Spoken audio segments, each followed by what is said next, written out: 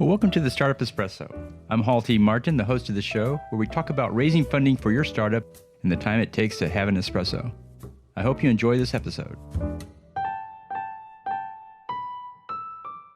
Hello, this is Hall T. Martin with the Startup Funding Espresso, your daily shot of startup funding and investing. In choosing a startup to advise, it's important to find the right fit. Here are some key points to make sure you are a good advisor to the startup. Spend time with the startup to really understand if you can add value and if they are ready for an advisor. Make sure you communicate well with each other and the personal style fits. Spend as much time on selecting a startup as you would an investment. If they have other advisors, check with them about their experience. Find out where they need the help the most. Ask what's slowing them down and where they avoid engaging. That's an indication they need help. Avoid the day-to-day minutia and focus on strategic objectives. For the day-to-day work, make introductions to people who can help solve those issues. Make clear you will play the role of devil's advocate and that you will ask a lot of difficult questions as part of your job. Spend the majority of your time with the startup listening and only talk when you have something important to say. Get to know the founder and others in the startup outside of work.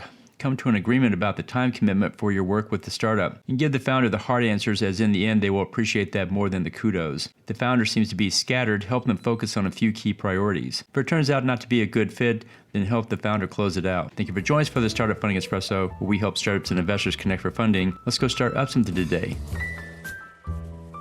Hall T. Martin is the director of Investor Connect, which is a 501c3 nonprofit dedicated to the education of investors for early-stage funding. All opinions expressed by Hall and podcast guests are solely their own opinions and do not reflect the opinion of Investor Connect. This podcast is for informational purposes only and should not be relied upon as a basis for investment decisions.